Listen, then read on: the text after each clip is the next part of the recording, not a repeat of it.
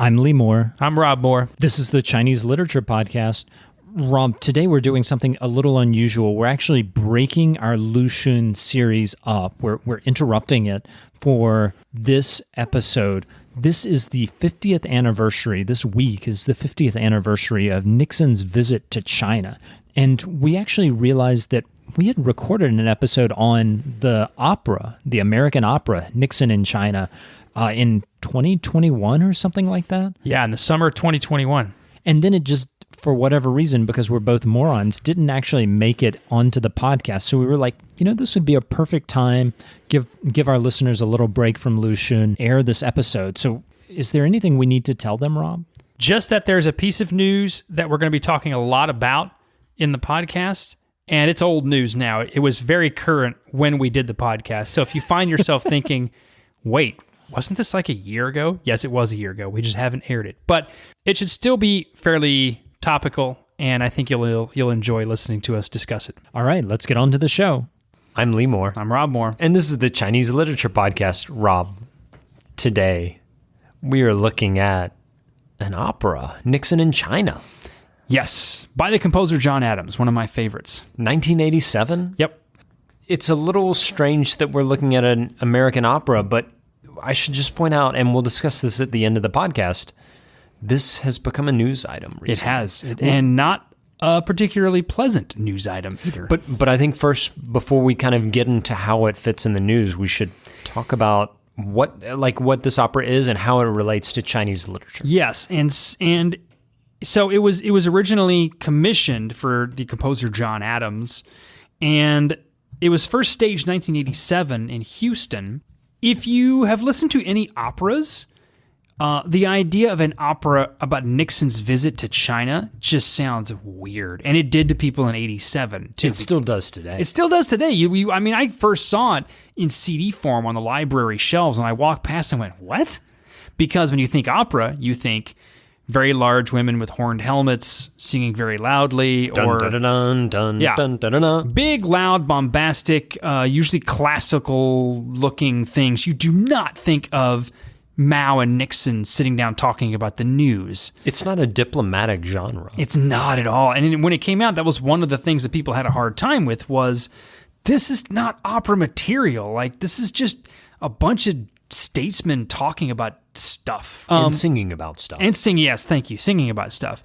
Rob, at the very beginning of the podcast, when no one was listening to us, we discussed a genre called the huaben a lot.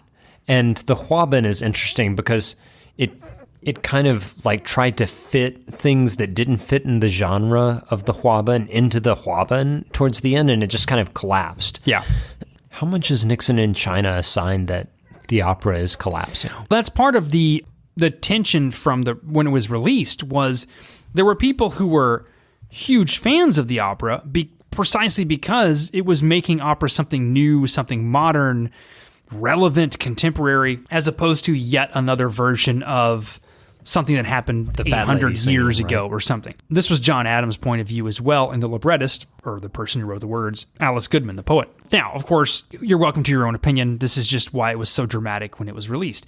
What, for our purposes, is the most interesting, or at least for me, and this is one of the reasons I wanted to talk about it in the first place, is a good chunk of it is direct quotations from Chairman Mao and Cultural Revolution era operas like Red Detachment of Women in particular. Which, for me, I was kind of skeptical when we talked about doing this podcast because I was like, that doesn't really qualify just because it's quoting a bunch. More interesting for me, and Rob, tell me if I'm wrong, John Adams takes the model of the Chinese socialist Jiang Qing-inspired opera and sort of reimagines it for the American stage. You mentioned the Red Detachment of Women, which is one of the 8 model operas that everybody who was alive during the 1960s and 1970s in the PRC had to pretty much watch because there were really only a couple of things that were ever staged. This was one of them. And here at the University of Oregon, we had a series of artistic works in our museum displayed that drew off of Chinese propaganda, one of them being a poster of the Red Detachment of Women. And it was weird because women from that period, so women who grew up in the PRC, would come in and just all of a sudden break out in song. That Red Detachment of Women as an opera really affected people. And so I think it's fascinating that it also affected John Adams enough that he found value in these socialist era operas, and he decided to turn it into an American opera. Well, and he doesn't necessarily turn it into an American opera, but he uses bits and pieces of it, and he also takes direct quotations from, as I said, Chairman Mao, but also some of the songs sung in that period, etc. Now, what's really interesting about that is not simply that he does it, but that he does it in what seems like a very sympathetic way. You know, usually in an American piece in particular, if you are talking about Maoist era China, it's either satirical or negative. It criticizes Chairman Mao, criticizes the party and the policies, which that's low-hanging fruit, right? There's not much to find good in that. What John Adams does is, like you just mentioned, looks at these as whatever else they were sources of high drama at the time. And there is a lot in common with the Red Detachment of Women and the overall bombast of opera in general, like big, loud. There's nothing subtle about opera in any culture, right? Nope. And so what Adams is looking at is, well, what if we just took the drama inherent in this, quite apart from what political situation was in, and just restage it? Now, restaging it in this case means drawing off of minimalism, which I'm not going to talk a lot about because people aren't going to care.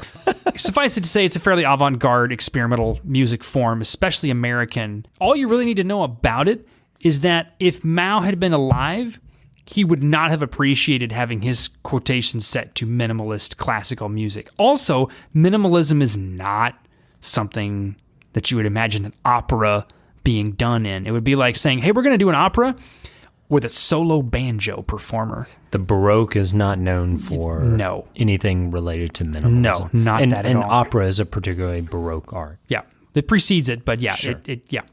So anyway, it's very peculiar even now to listen to it and hear the Red Detachment of Women. There's a part in Act 2 where parts of the Red Detachment of Women are actually performed seriously, like as in they just belong in this opera. They're not like some weird communist garbage. Sorry. So in Nixon in China, Yes. the opera, the Red Detachment of Women, the opera, is performed. Yes. In not a in kind its entirety, Sure, obviously. but a bit of it in the same way that bits of Hamlet yeah.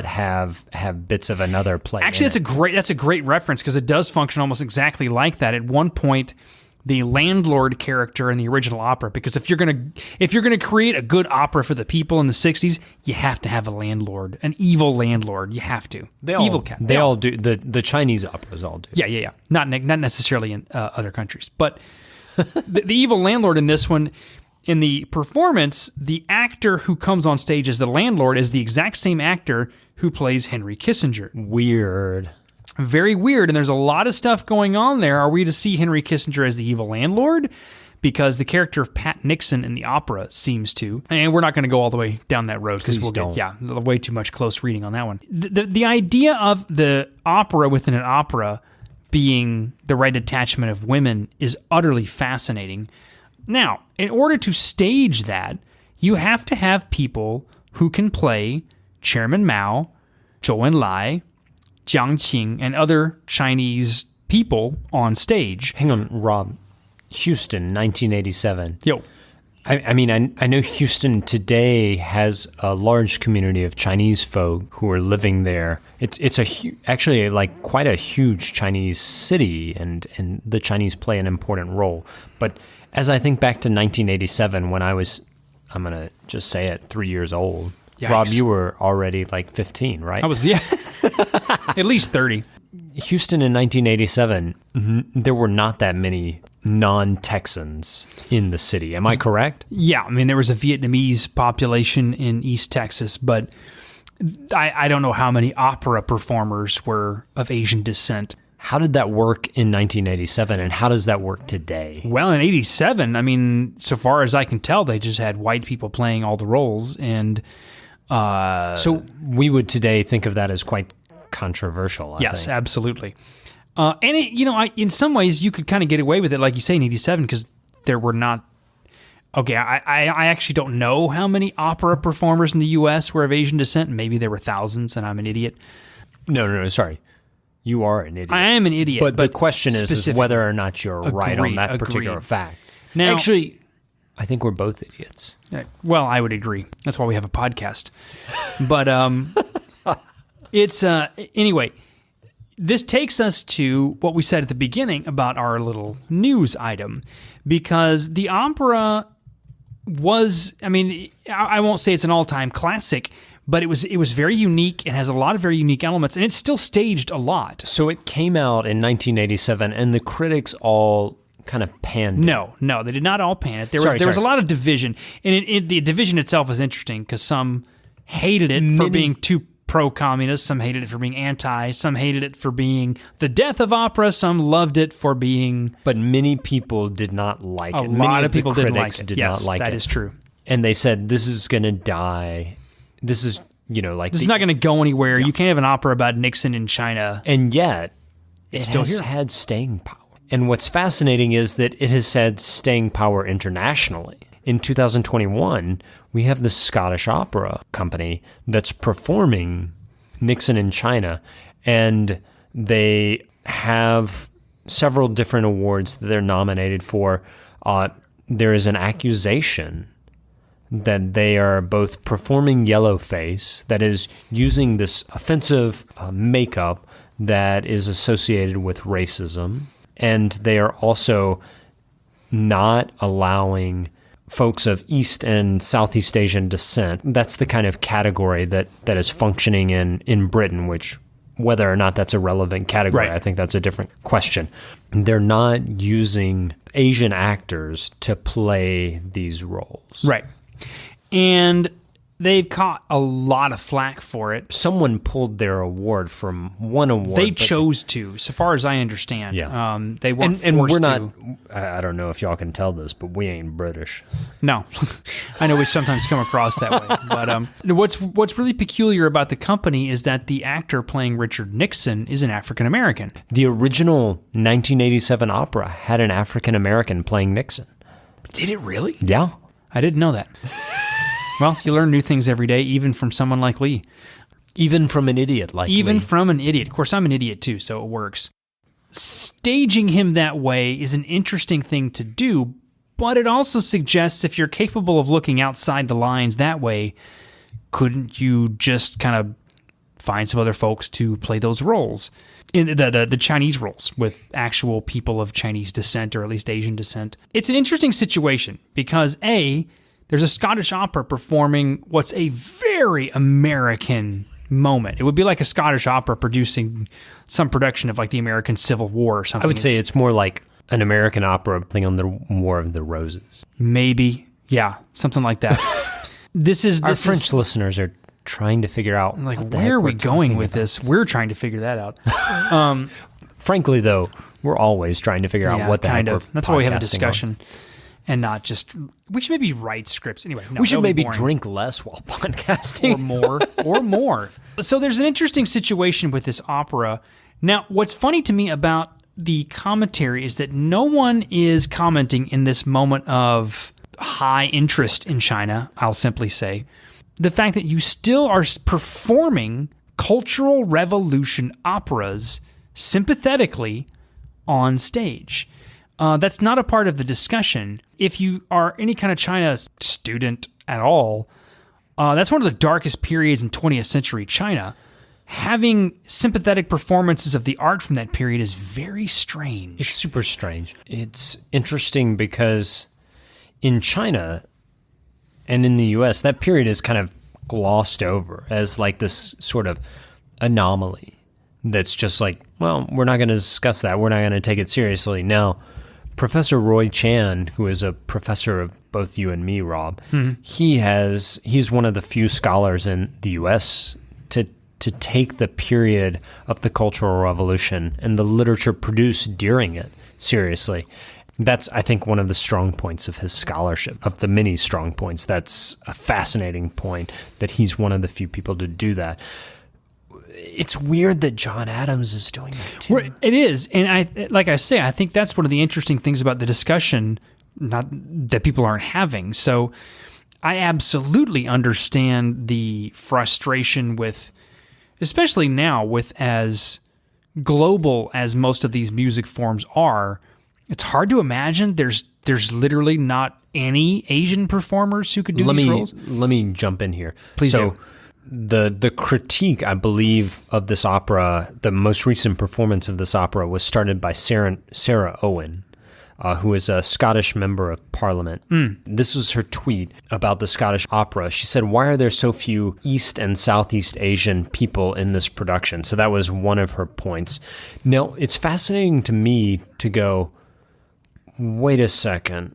Why are you suggesting that someone who's Indonesian would be more qualified? Because they look Asian. Yeah. Right. Like, I mean, well, honestly, like, Indonesian folks don't even phenotypically look more Chinese than someone from, like, Russia or Norway or something. There's something weird going on there, and I just want to point out that it's because East and Southeast Asians are classified as part of a singular group in the UK that she is making this observation, right? Like, would it really be better for even a Vietnamese British individual to be part of this opera when it's an opera about China? Right? Like, how is that any better than, a Scottish person playing a role in this opera? Because they're two totally different traditions, right? Like, Vietnam, although it draws a lot off of the experience of Chinese colonialism, it's a different national tradition.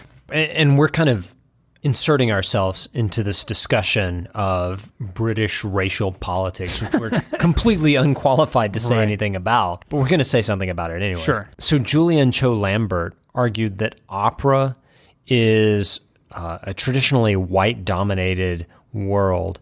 And so, he's representing these East and Southeast Asian groups.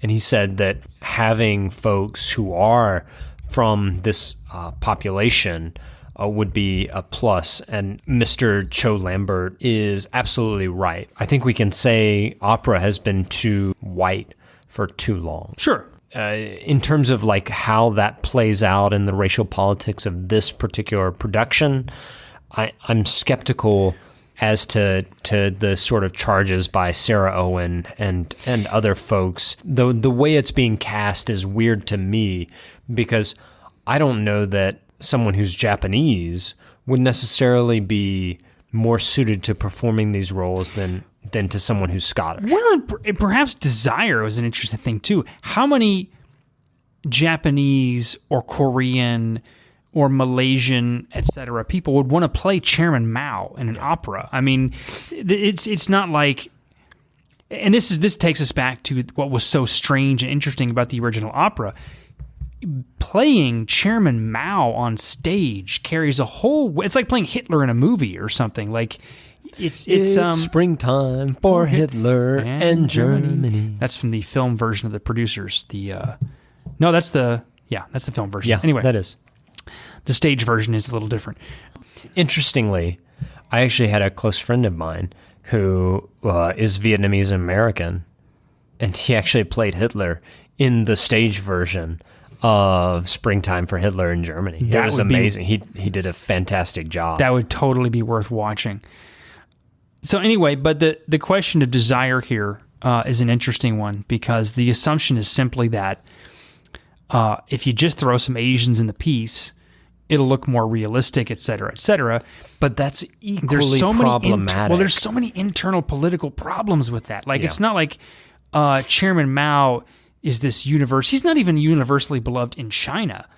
So even the idea of, hey, let's get a Chinese person to play Mao, maybe a lot of people don't want to play Mao. And one of the lingering questions about this opera is John Adams' presentation of both Nixon and Mao. Nixon has a ton of his own baggage. So having two extremely controversial and in some ways extremely negative figures, not even just in some ways, very negative figures from the 20th century portrayed, and I have to throw this in there as well, when the original opera, when they were coming up with it, John Adams and Alice Goodman, who wrote the lyrics, the libretto, both agreed this had to be a heroic opera. We're not doing satire here. This is a heroic moment. It's fascinating, etc., which is one of the things that drew a lot of heat at the time. This is Chairman Mao we're talking about. This is not, a governor of a state that just happened to do a bad job. This is probably responsible for more deaths in the 20th century than any other figure. Yeah. Worse than Hitler, worse than Stalin, at least in terms of numbers. Yeah, depending on how you attribute responsibility and all that. But yeah, I mean, it's regardless of death toll, this is a very bleak figure, and to present him on stage as a person of dramatic interest is a pretty daring move. It makes for high drama, but it also makes it difficult to know who to cast, because the assumption that there are dozens of Chinese in particular performers, Chinese American, Chinese British, Chinese Scottish performers waiting to perform this, being denied entry, maybe that's true. I somehow kind of doubt that's true. One way or the other, it doesn't make it easier. It doesn't make the character of Chairman Mao suddenly believable and easy to follow. It makes it still very, very tricky. I think the most interesting thing to me is how Sarah Owen, the sort of first critic of the Scottish performance of this opera, says, you're not representing the people who should be representing, right? Who should be represented in this opera.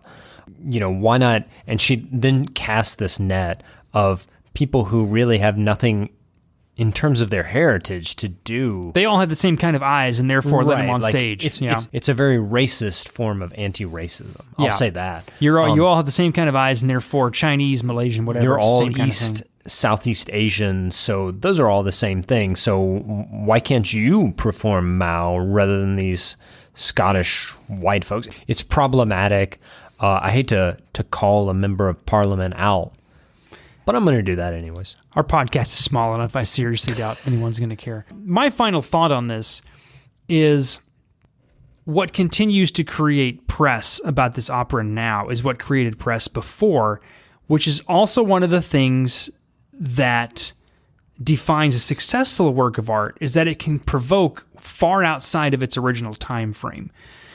If this only had to do with people who could still recognize Richard Nixon on TV and stuff when it came out, probably wouldn't still be here. But it's still here, still provocative, and still with the exact same questions today as there were 30 some odd years ago. I don't know that I could recommend everyone go out and listen to it beginning to end. No. It's not necessarily the easiest listen.